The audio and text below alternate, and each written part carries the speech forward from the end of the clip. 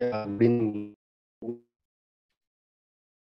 Right. So today we are going to discuss the chiral drugs here. Right. So in the drug chemistry,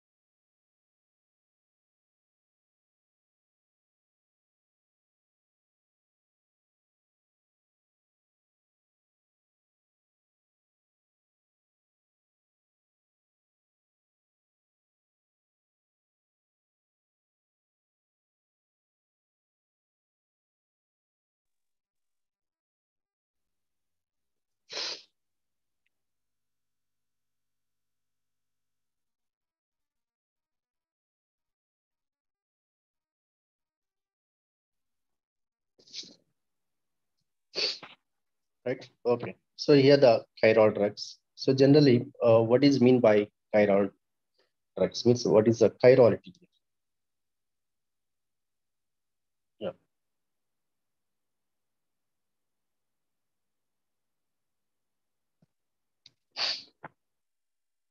Okay. So yeah. So here is a chiral drugs. So generally in the drug chemistry, chirality plays an important role here. Right. So what is mean by chirality here?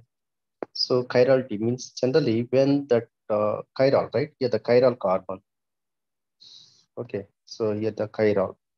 Chiral means when a particular, right, uh, compound is having the, okay, the central carbon is attached with the four different atoms. Then it is called the, this is called chiral here.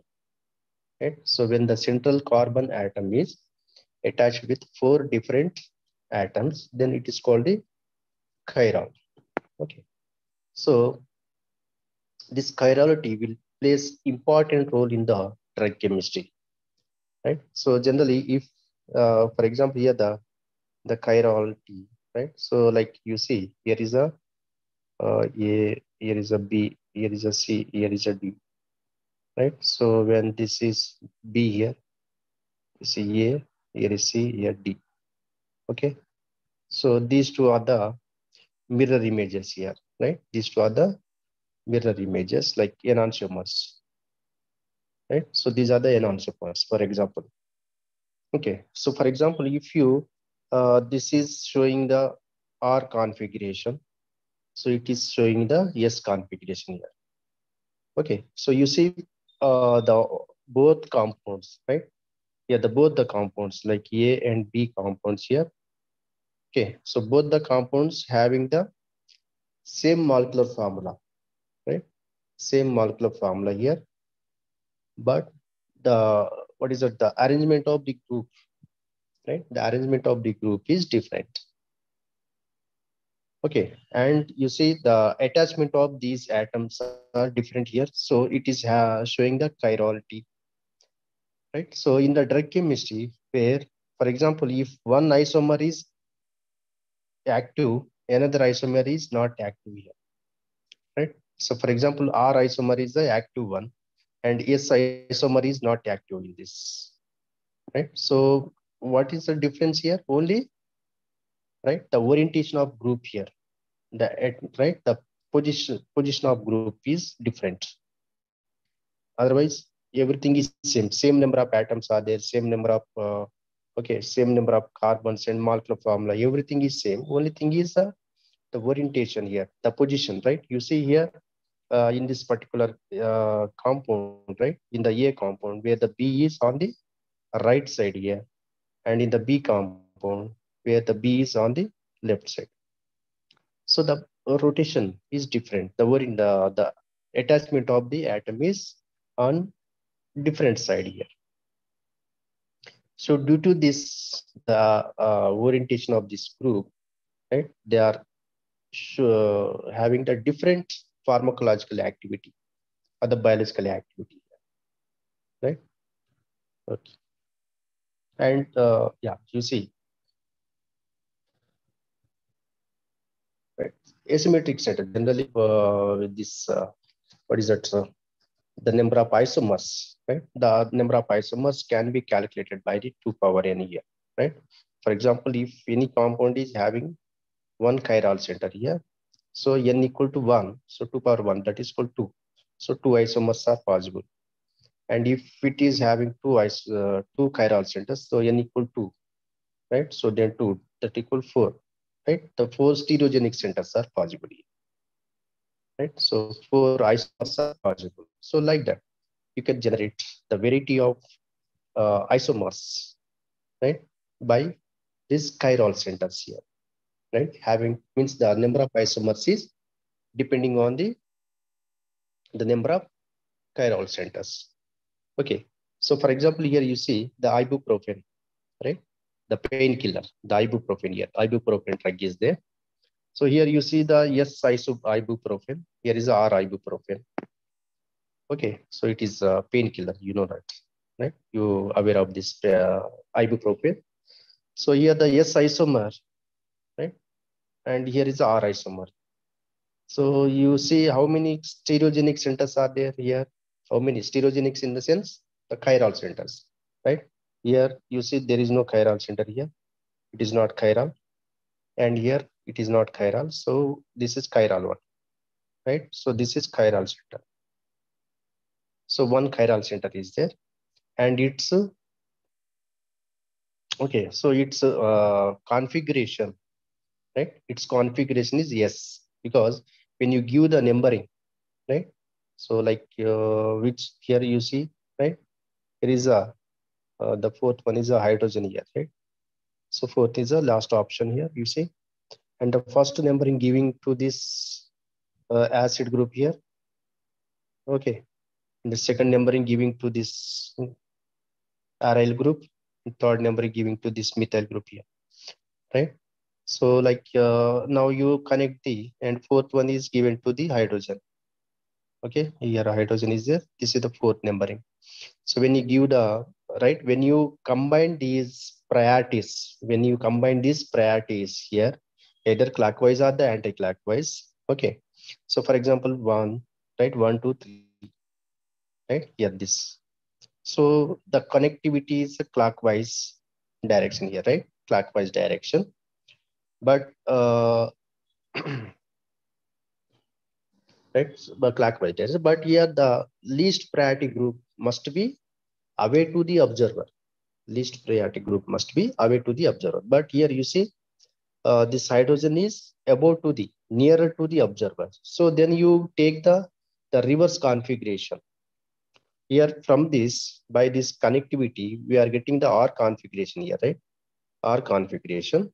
But due to this hydrogen, least priority group is nearer to the observer. So you take the reverse one. So yes, the reverse configuration. So it is S ibuprofen. And this one is a, okay. So because it is S ibuprofen, where here the hydrogen is on the, okay, hydrogen. The least priority group is, okay, the least priority group is away to the observer, below the plane. So generally it is R configuration here, right? Okay. So here the only one chiral center is there. So you will get two isomers here, 2 power n, right? So n equal to 1, that equal 2 power 1, that is equal to 2. So two isomers, this one and this one. Two isomers are possible for this one. Okay. And here, ephedrine, right? So ephedrine, this is also one of the drug here. For this ephedrine, there are two stereogenic centers are there, right? There are two stereos. This is one stereogenic center. This is another stereogenic center. 2. So n equal to 2, that equal 2 power 2, that equal 4 stereoisomers, right? So 4 stereoisomers are possible. So like that, right? So where this is erythro. What is erythro here? What is erythro? When the two hydrogens are on the same side, so it is erythro. If the two hydrogens are on the opposite side here, then it is 3O. Okay, erythro means the two hydrogens are on the same side here. Okay, so here both are the erythroisomers, and these two are the 3O isomers here, right? You see two hydrogens on the opposite direction. So like that, where it is having two stereogenic centers, so 4 isomers are possible here. Okay, so like that. Now the relationship between the chirality and biological activity. So this is very, very important. Where what is importance of the chirality in the biological activity or the pharmacological activity? Biological activity or the pharmacological activity, right? Now you see, for example, here, if one isomer is what is it for biologically active, right? The another isomer may or may not be the biologically active here, right? Only thing is here, the what is the difference where the position, right? The position of atom and the orientation of atom is different. Rest all are same only. Okay, so due to that difference, it is a lot of, right? Drastic changes are takes place here. Okay, now you see here the what is the impact and the what is it effect of that uh, particular chirality on the biological activity. You see,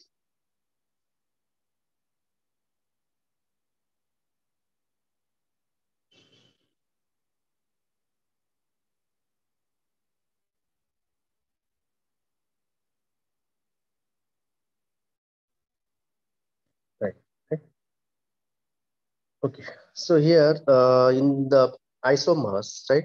So the active isomer in the chiral drug is called the eutomer.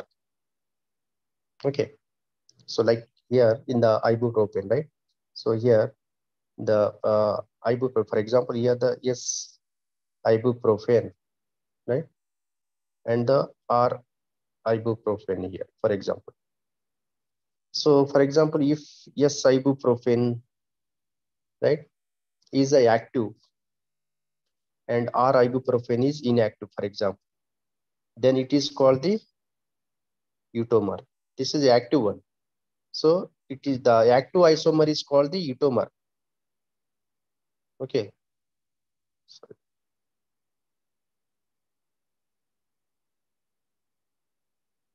eutomer here.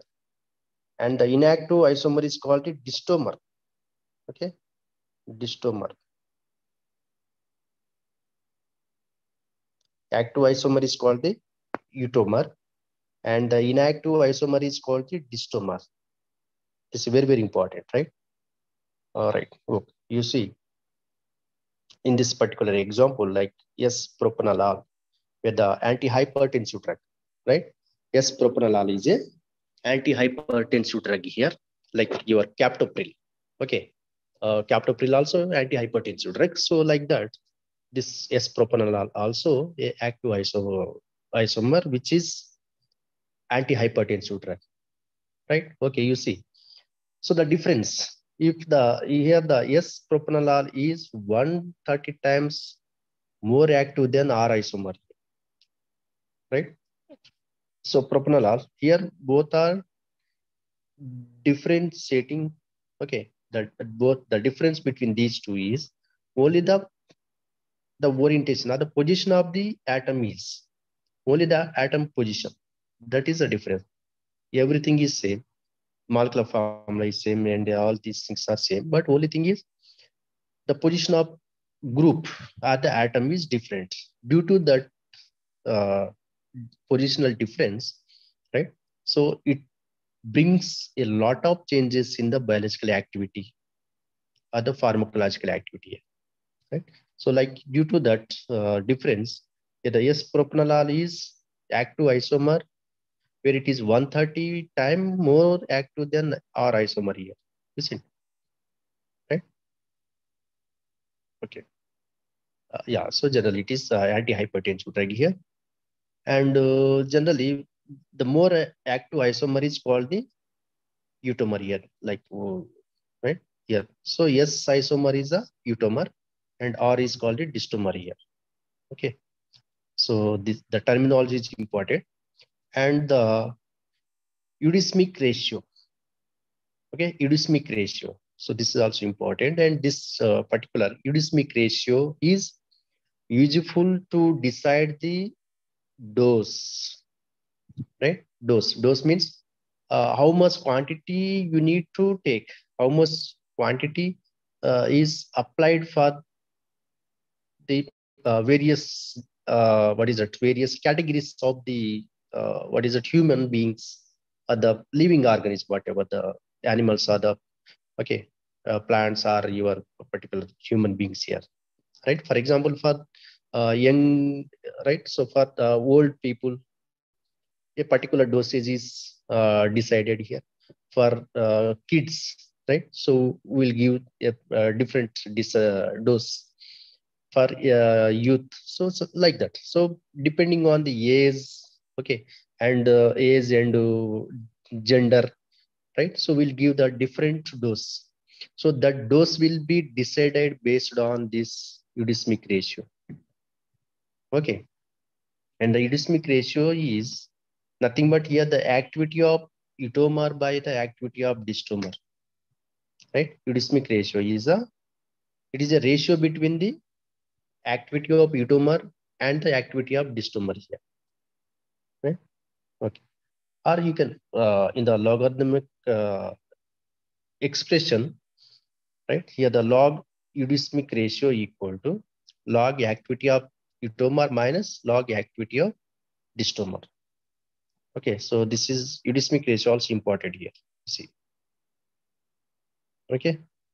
So the terminology eutomer and distomer and the eudismic ratio is important. Okay, fine. Right. For example, here, if the eudismic ratio is more, okay, the eudismic ratio is more.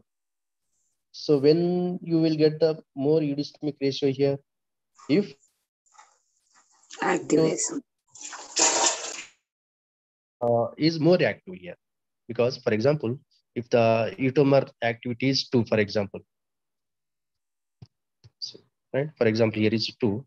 If distomer activity is 1, then obviously you will get the 2 here. So you will get 2. So like that, if the eudismic ratio is more here, isn't it? Then the drug is more effective and the eudismic ratio is less, then the dose is less effective here. Right? So the dose will be decided based on your eudismic ratio, and that will be the activity of eutomer by the activity of distomer. Right? Right.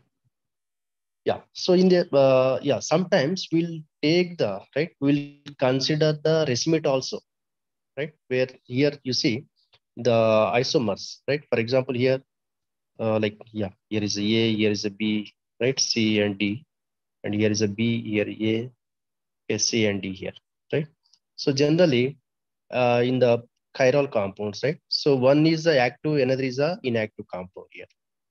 But sometime, so obviously we'll take the active compound. We'll consider the active compound as a drug here, and inactive compound. Generally, we won't prefer this inactive compound as a drug here.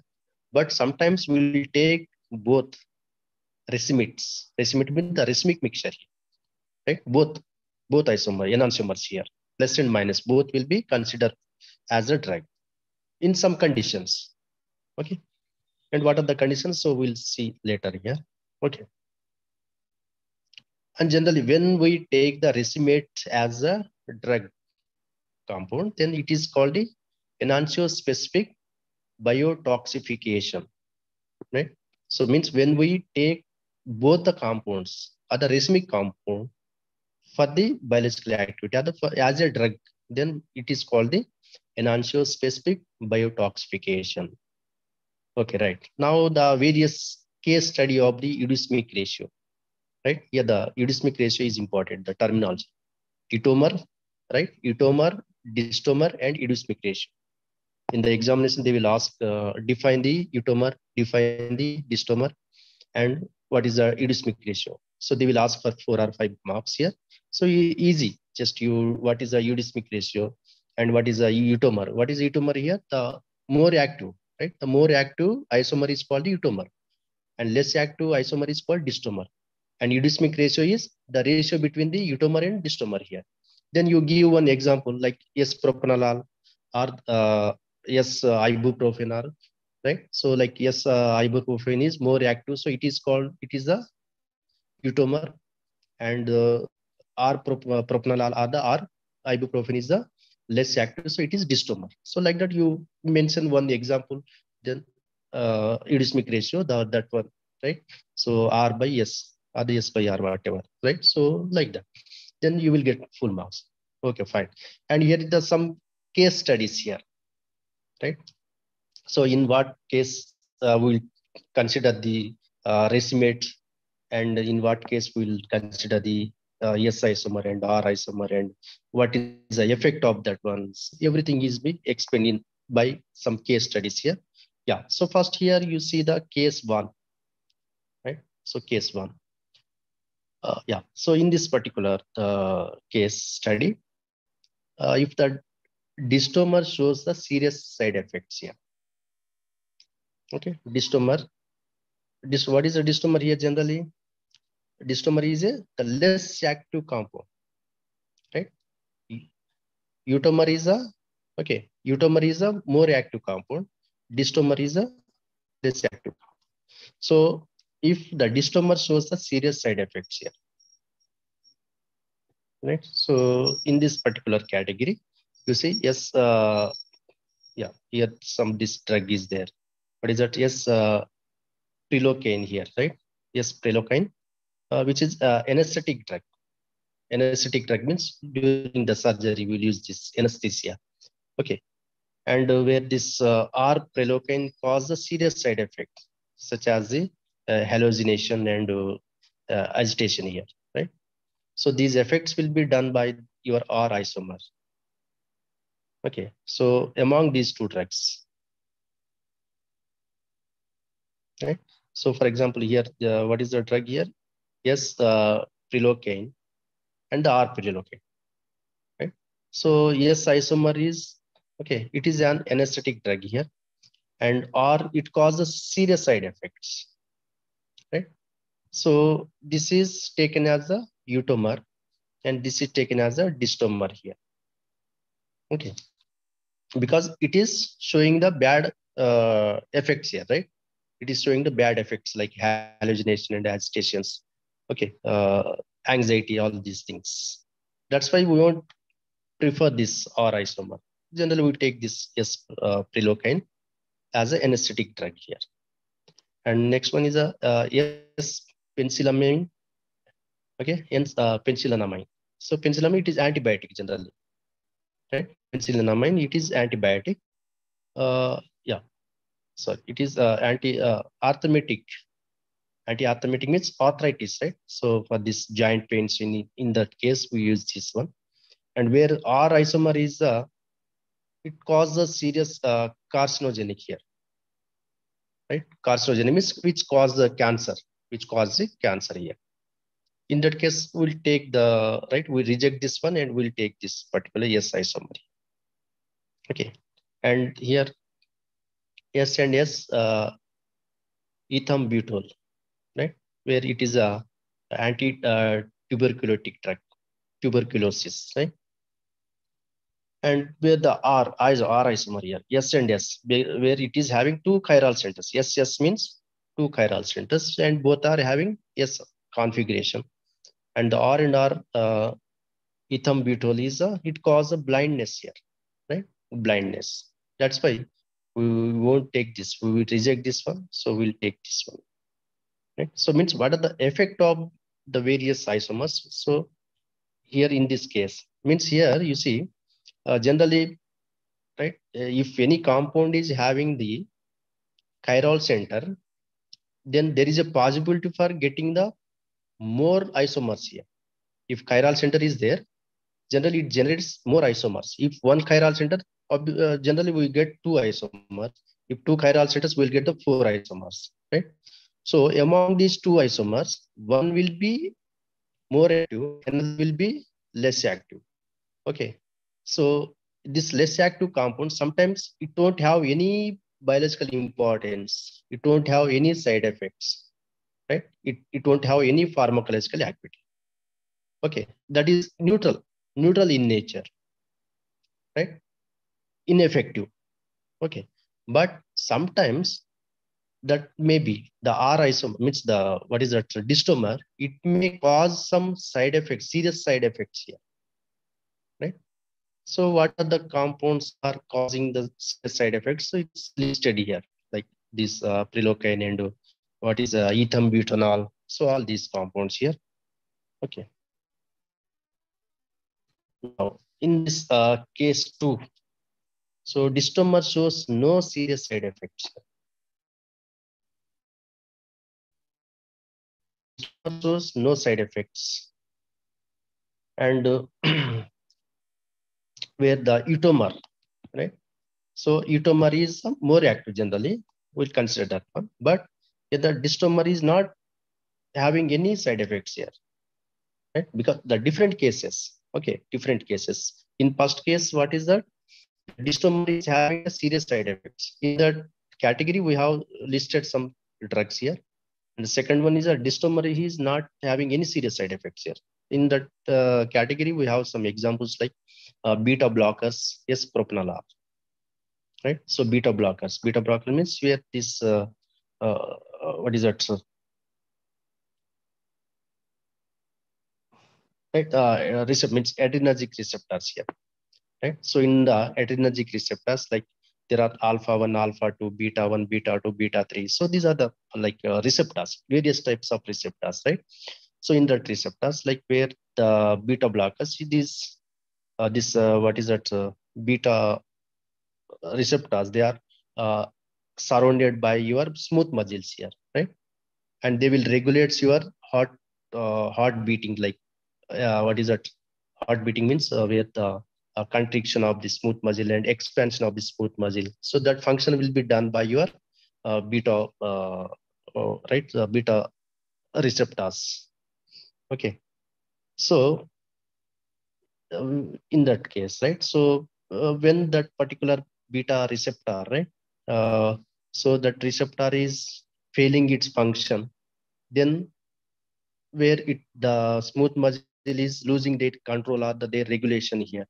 In that case, where the uncontrolled or what is that? So the uncontrolled blood flow, or you say it is the what is that, BP, blood pressure will be developed here. High BP are the, right? High BP. So in that case, when the high BP is developed, then you can block that receptor by using drug here, right? When, for example, here is you see, okay, so this is the beta receptor here, right? Isn't it? Beta receptor. Generally, some what is that? Some natural neurotransmitter is there. Okay, so here is a natural neurotransmitter. Okay, the natural neurotransmitter, chemical messenger, right? Natural neurotransmitter is there. So in general, this will be bind to this beta receptor. Okay, beta receptor.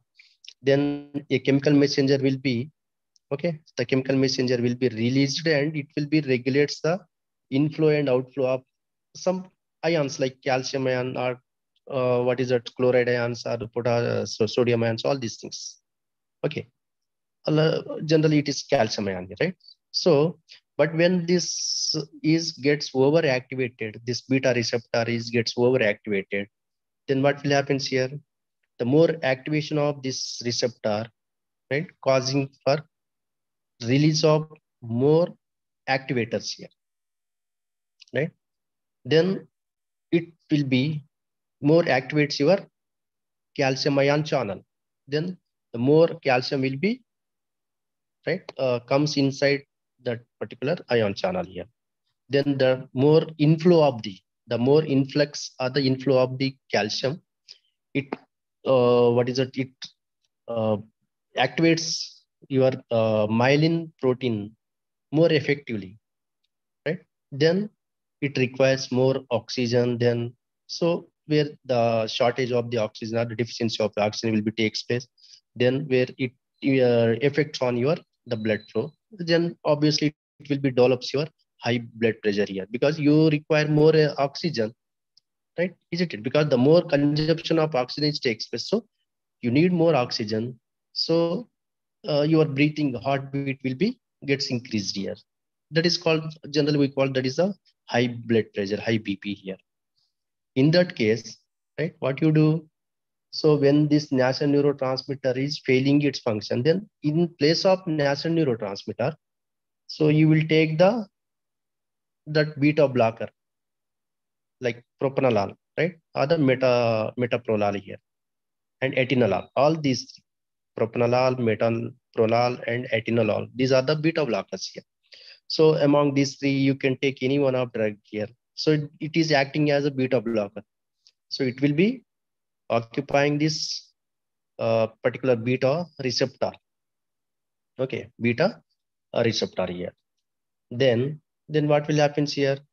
So where the activation of beta, okay, activation of beta receptor, right? Beta histamine receptor will be, means it won't activate that one because it is not actually the neurotransmitter. It is a drug compound.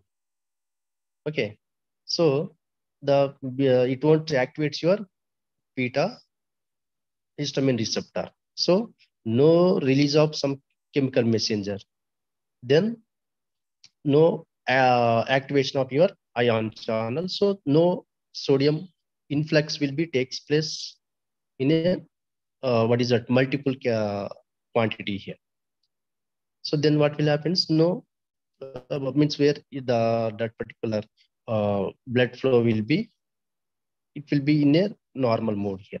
In this way, you can control your blood flow or the blood pressure BP here by blocking that beta histamine receptor. Is it? So like you see this particular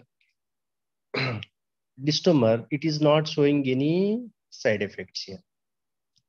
Right? Means here what is happening here? You see this S-propranolol, it is not activating this beta histamine receptor here. It is not having any effect here. Simply it is occupying this active site of the beta receptor. Then it is closing that receptor active site, and it is preventing, it is inhibiting to bind the nasal neurotransmitter there. Okay, so it is not having any importance here. It is not having any side effects. Only thing is it is blocking that site, active site here. Okay, and where this S enantiomer is eutomer here. Okay, here the R enantiomer is the right. R enantiomer is distomer, and S enantiomer is the eutomer. Okay, fine. And you see these are marketed as racemates because it is difficult to separate the enantiomer. Okay, right. So here we right. So we discuss here where in case, right, if distomer is not, it is not showing any side effects here. And okay, and here the distomer, it is a what is that? Yes, propranolol, all these things here. And you see, yes, enantiomer is a eutomer. Okay, and the okay R isomer, right? So R isomer. So this is also having what is it? It is not having any importance, biological importance, and S isomer is the eutomer, means it is having more biological activity here, right? But where the other isomer is not having side effects here, right? And the difficulty is the separation of these two isomers is difficult. The separation of S isomer and R isomer is difficult here. Okay, in that case. So if both isomers are having the opposite activity, opposite biological activity, then definitely you have to separate the isomers, or you can reject that using of that compound. But here you see one isomer is eutomer and another isomer is not having any side effects. And it is difficult to separate here. So in that case, you can, right? So you can use the racemate here. You can use a racemate. Racemate means where both isomer, the mixture of the both isomer here. Racemate nothing but the mixture of both isomer, S isomer and R isomer here, right? When you use this racemate here, if one isomer is more active, right, and another isomer is not inactive and it is not having any side effect, in that case only you use the racemate. Otherwise, you don't use that. Okay.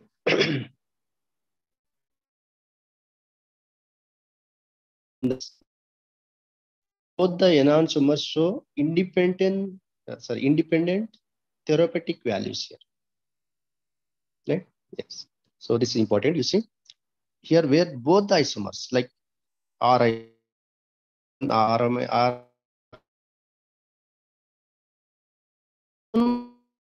importance. Both are having their own biological activity. Both are having their own independent therapeutic values are the pharmacological activity. Right? So you cannot reject anyone here because both are having the specific activity here. In that case, right? In that case, so what you do? So here you see, yes, dextro, propoxyphene.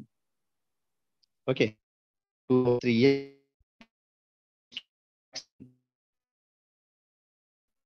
the opposite is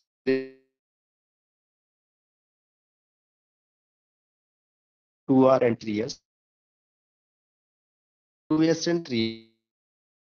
So where this is the dextro, here is a levo.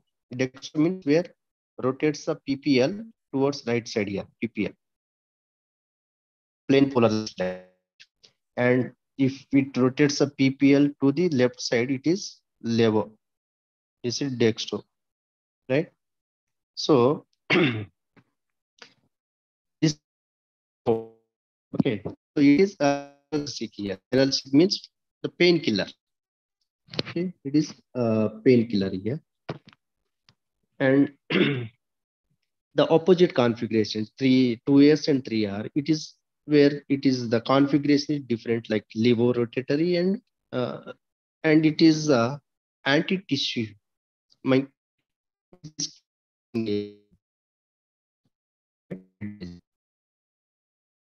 both isomers are having their own importance, where one is acting as an analgesic, another is acting as a cough reducing agent here. Both are having the independent therapeutic importance here, right? So in that case, you can use as a multiple, right? The multiple important medicine here. Okay, for example, if you take the paracetamol, so paracetamol, it can use for the headache and it can be used for the fever and all things because it is having analgesic property and antipyretic property, anti-analgesic property and antipyretic property here. Okay, so like that. Here also this one, okay, it is having the both the property. So okay, next the yes 4, the combination therapy. Okay? So combination therapy means where means the when the means one depending another here means when you use both right? When it is mixed, for example, A is mixed with B, then only it shows the activity here, like that. You see, the distomer acts as an antagonist for undesirable side effects of the etomer here.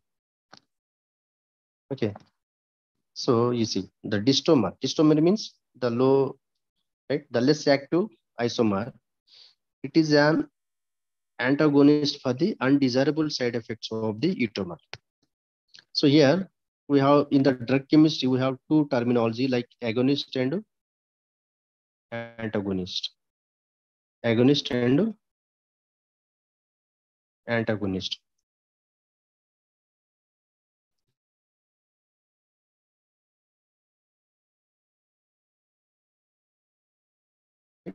Right.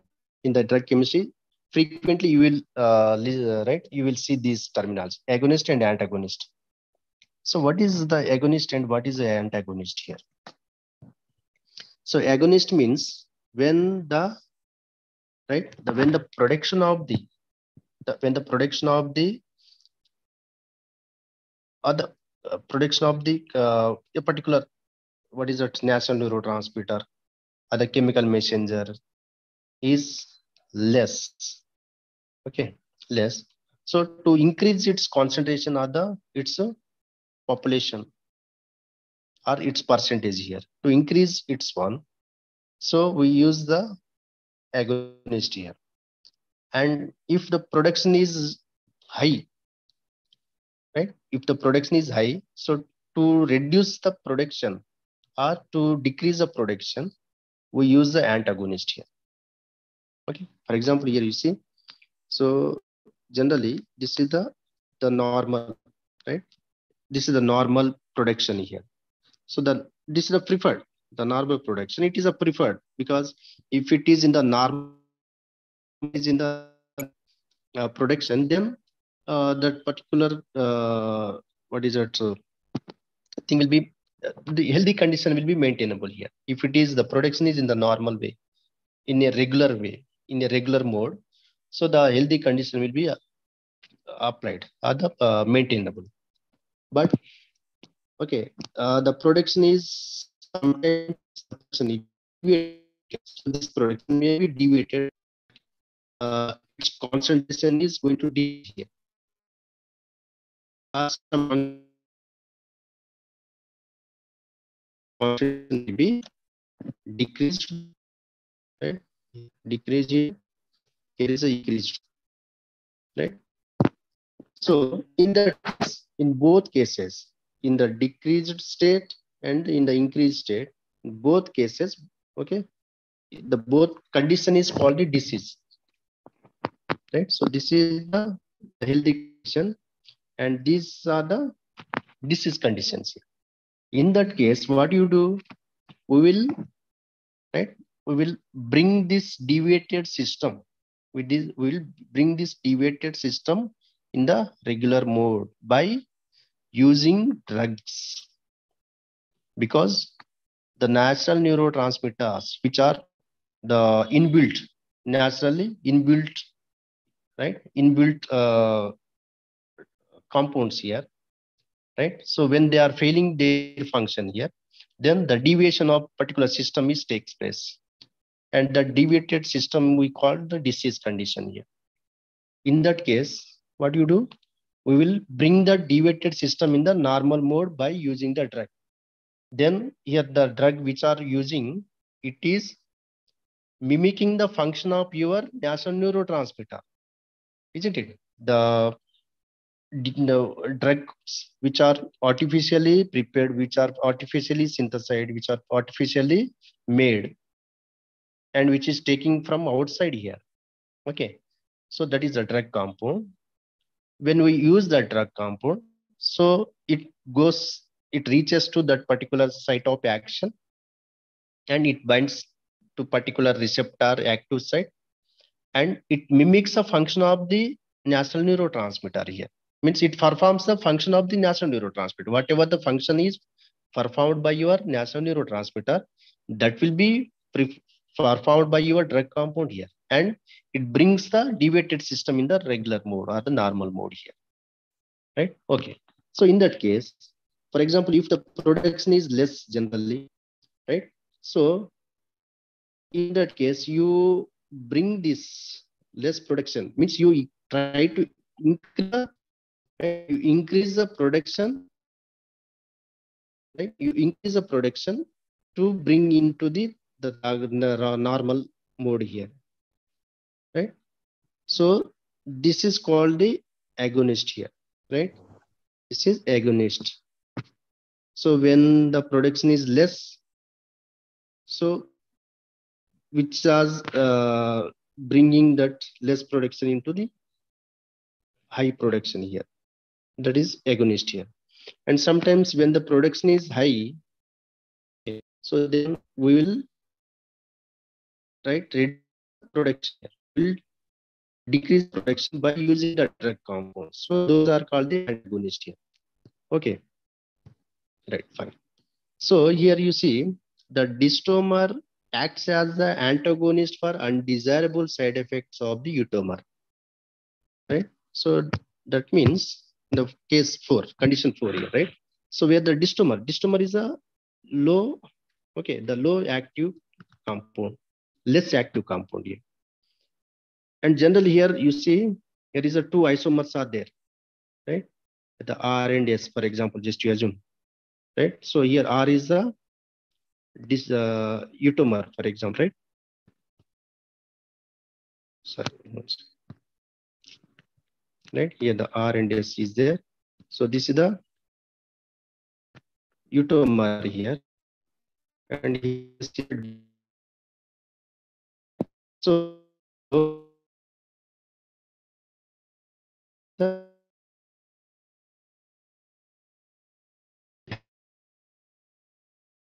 addition to that, it is has activity as well as the side. Okay, it is having here. Particular, but we prefer the but don't side effects here. But okay.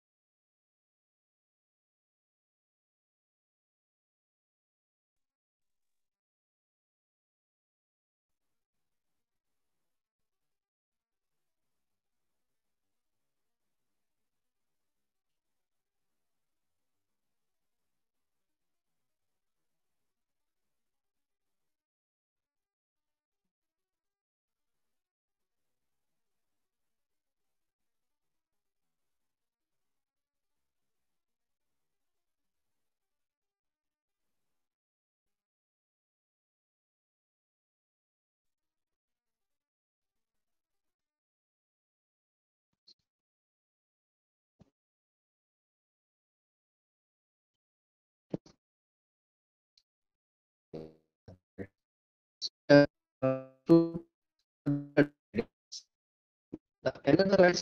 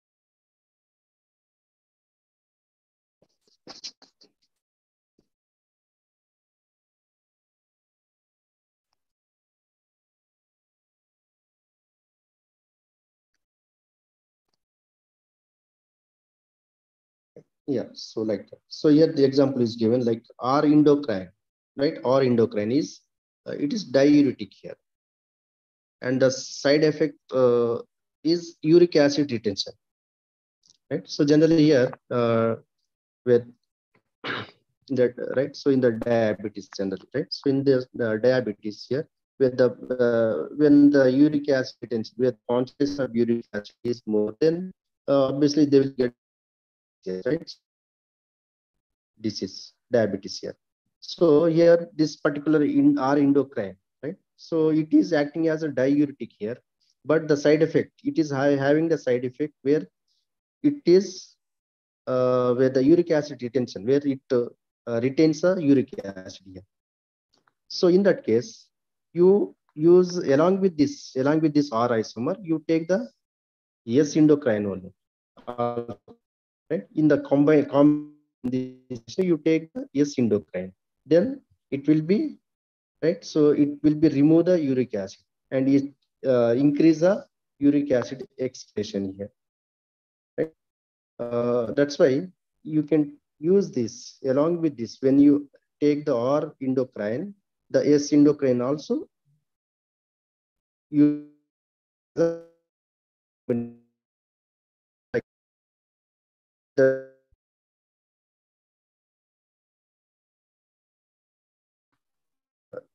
age and all things criteria is there. Okay, right. Next, the metabolic chirality inversion. Right? Metabolic chirality inversion. Okay. So here you see when the drugs are administered as the racemates here, the distomer is converted into etomer here in vivo. Right? Okay. So here in this particular metabolic chirality means so generally before okay just what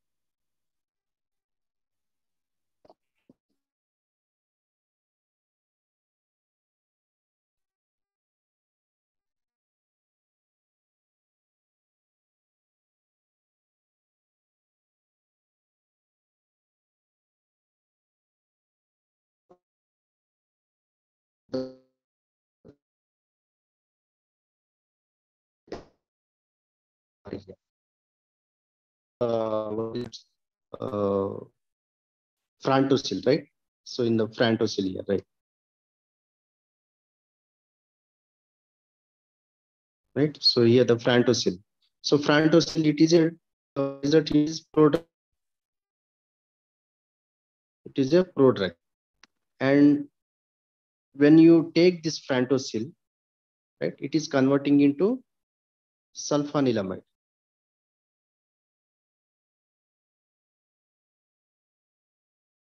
It is converting into sulfanilamide, right? So due to metabolic process, some chemical changes will be takes place. Some bond cleavages or some ring conversion, and so all these reactions, chemical reactions takes place, and it is going to right form as a active drug compound. That is called the right metabolic chirality inversion here. Okay, so here before taking of the drug, it is inactive form, inactive form. And when we take the drug orally or the intravenously, okay, generally there are two routes are there for taking the drug here: oral administration and intravenous administration. Here, oral administration means in the tablet form you will take from the mouth, and intravenous administration you can take the drug by injection directly. You can inject in your blood, right? Blood system, right? Like okay, right. So in that case, right? So when you take the drug, when you consume the drug, so its chirality will be inverted. Means R becomes S, S becomes R, like that. Here you see R ibuprofen here, right? You see the R ibuprofen. Generally here the R ibuprofen, it is inactive compound, isn't it? The R ibuprofen is a biologically inactive. It is not having any pharmacological activity here. And after taking this drug here, or ibuprofen, okay, this is prodrug. This is the prodrug here. And when it is taken by reacting with acetyl-Coenzyme in inside the body, okay, all these are the in vivo reactions, right? It is in vivo. In vivo means inside the body, okay. So here means inside the body here, inside the body or living system, right? We have three: in vivo, in vitro, okay, and in silico. In silico here, three methods. In vivo means inside the body. In vitro means inside the test tube. Like these are the laboratory synthesis. These are the biosynthesis here. In vivo means biosynthesis. In vitro means laboratory synthesis. Means where you perform in the lab. Okay.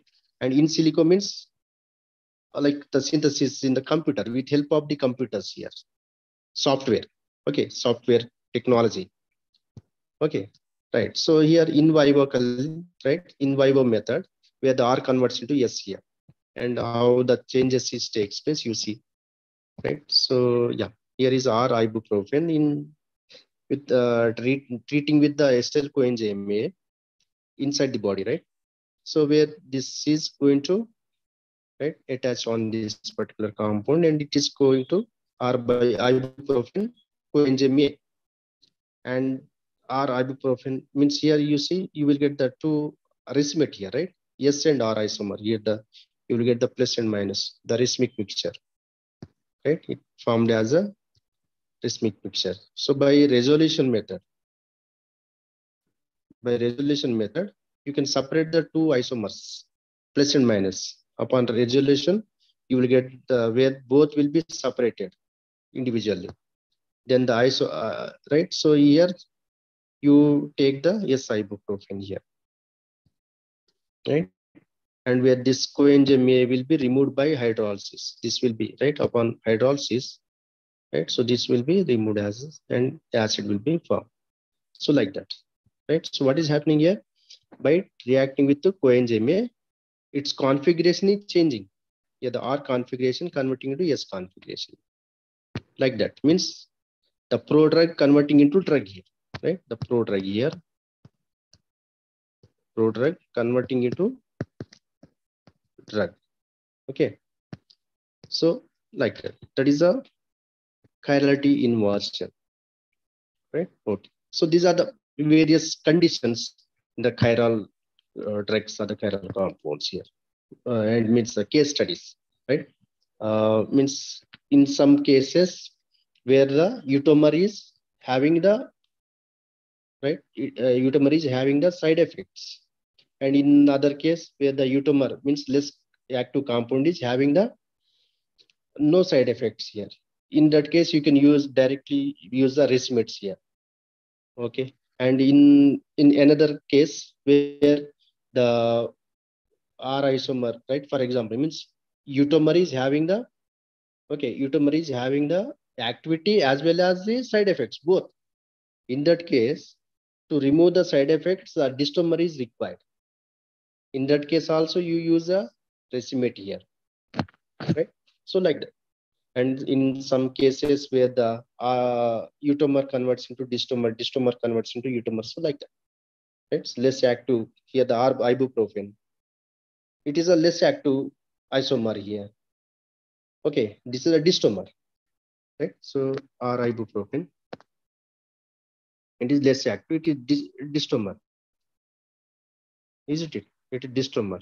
So by biological activities, biological action here. Okay, so it is converting to S ibuprofen. It is a utamer,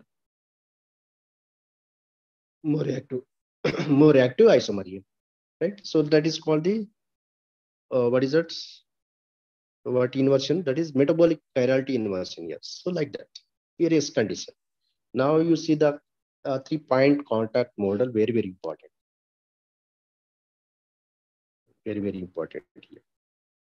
3-point contact model. Okay, so yeah, so in the receptor active site, okay, receptor active site where the means the drug compound, right? How the drug compound is binding to that receptor active site here.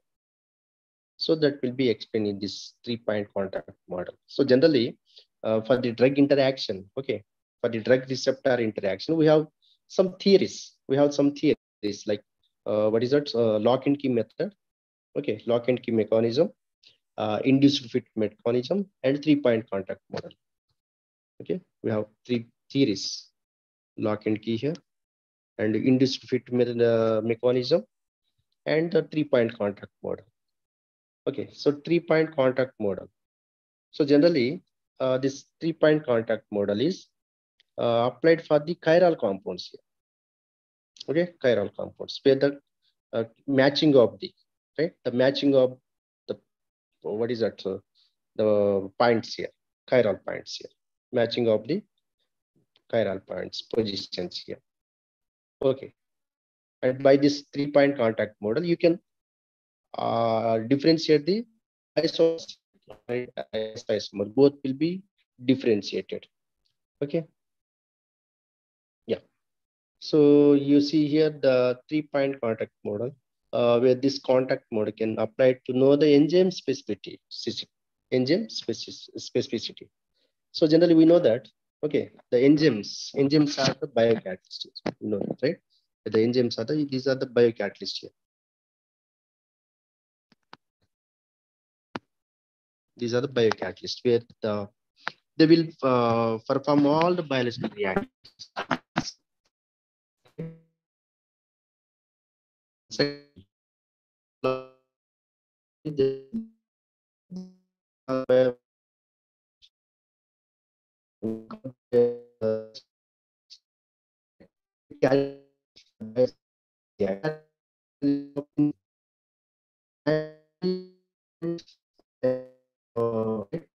Important in the primary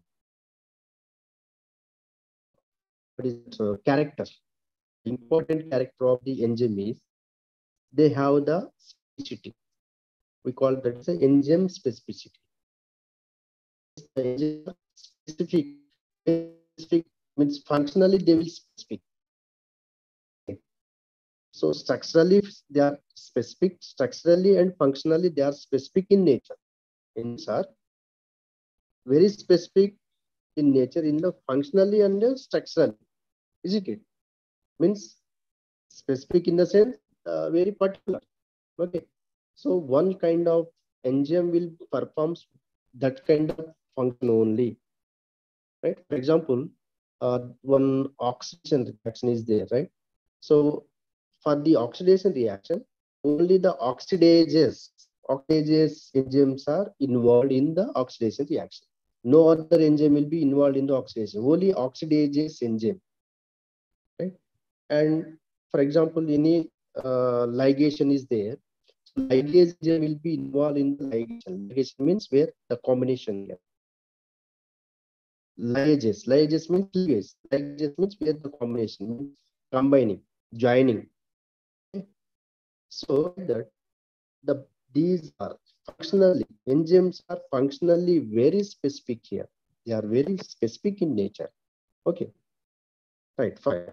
So here you see the two models are given, you observe. So where is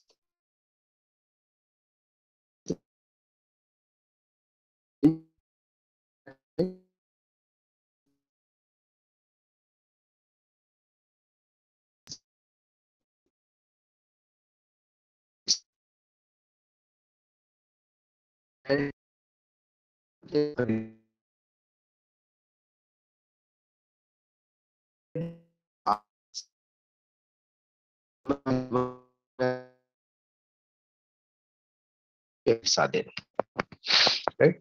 And here also same active, right? Same active site here, and having the same active site with the same amino acid residues, binding interactions here, right? But here both are the different isomers here, right? Different R and S isomers. Compound is same, but the isomer means the configuration is different. So one isomer is, right, it is interacting with the three amino acid residues here, three contact, right? Three contact points here, three contact points here, three attachment points. And another isomer, the opposite isomer, is having only one contact point here, right? So where the two contact points are removed here, right? So where if it is having the more contact, then it is more active, right? Because it is having the three contact here, it is more active, and it is having only one contact here, then it is less active here. In this way, you can differentiate the isomers by using the contact point model. Yeah. So you can differentiate that particular isomer. So this, for example, here, right? So why this three contact attached compound or other drug is more active? So right, if it is three contact points here, then it will be effectively bind, right? Because it can block or it can bind effective here where one contact point, if it is having one contact, it cannot attach or it can bind or it can uh, the what is it? So the loose points here means the empty space. So any other compound can be insert here, right? Any other compound can be inserted. Then some side effects will be happens there. But here insert any other compound, so it will be rejects there. That's why it is effectively binding this inefficiently binding here. Okay.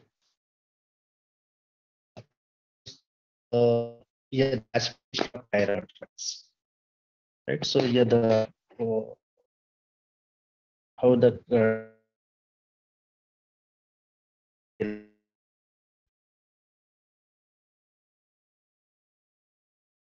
we'll discuss.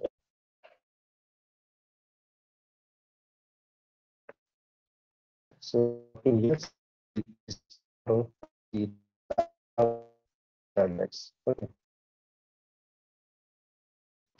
I'm stopping.